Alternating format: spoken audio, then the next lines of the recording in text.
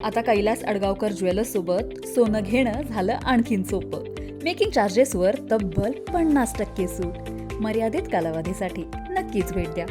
Kailas अडगावकर jewellers, Datta मंदिर bus stop, Nashik road. उपनगर police Thane हद्दीत 8 एप्रिल 2026 ला रोकडोबा वाडी येथे दीपक अनिल गांगुर्डे हा कामानिमित्त रोकडोबा वाडी येथे गेला असता पूर्व वैमनस्यातून दीपक चटोले, सनी चटोले, संदीप चटोले यांनी किरकोळ स्वरूपाच्या वादाचा राग मनात धरून दीपक गांगुर्डे याच्यावर लोखंडी कोयत्याने वार करून त्यास गंभीर जखमी केले. जखमी अवस्थेत दीपक गांगुर्डेच्या मामेभावाने त्यास बिटको हॉस्पिटल येथे उपचारासाठी दाखल केले असता रात्री 9:30च्या सुमारास संदीप चटोले यांनी पुन्हा हॉस्पिटलमध्ये घुसून उपचार घेत असलेल्या जखमी दीपक गांगुर्डे याच्यावर हत्याराने वार केले आणि त्याचा वाद मिटवण्यास हॉस्पिटलचा वॉर्ड बॉय केला असता त्यालाही दुखापत केल्याची घटना घडली. याबाबत दीपक गांगुर्डे यांच्या मामेभावाने माहिती दिली.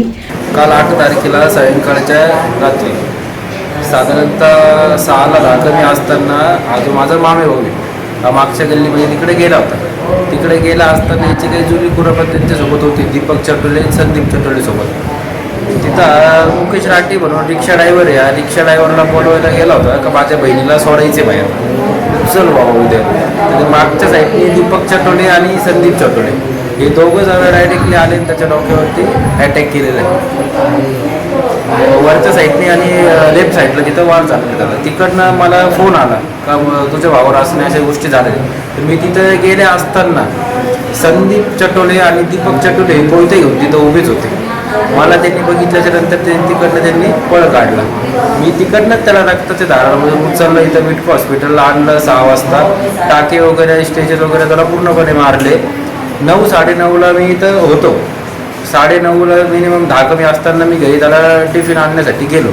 तर संदीप चटोले हा जो पुन्हा इकडे आला, त्याचे मित्र इथं बसलेले होते. त्याच्या मित्रांनी सांगितलं, संदेश काळे, कुमावत, त्यांनी सांगितलं का जयनी सांगितलं का अरे तो इकडनं येऊन तुला पाहून गेला. तर हा उलटा इथं बसला होता, दरवाजाच्या दिशेने पाठ होती त्याची. तो पुन्हा चक्कर मारून ज्या टायमाला आला त्याच्या हातात कोयता होता. त्यांनी डायरेक्ट त्याच्या मानेवरती बॅक साईडने अटॅक केले. हॉस्पिटलमध्ये घुसून हॉस्पिटलमध्ये त्याला घुसून त्यांनी मारलेले. तर त्या इकडले जे कर्मचारी जे आहे, कर्मचारीच्या सुद्धा त्यांनी कोयता मारण्याचा प्रकार केलेला होता. पण ते कर्मचारी तो कोयता पकडून घेतलेला हातावरती, त्याच्या मानेवरती कुठेतरी तसं लागले. भरपूर लोकांनी त्याला पकडण्याचा प्रकार केलेला आहे, पण तो काय भेटला नाही, पळ काढलं त्यांच्याकडनं.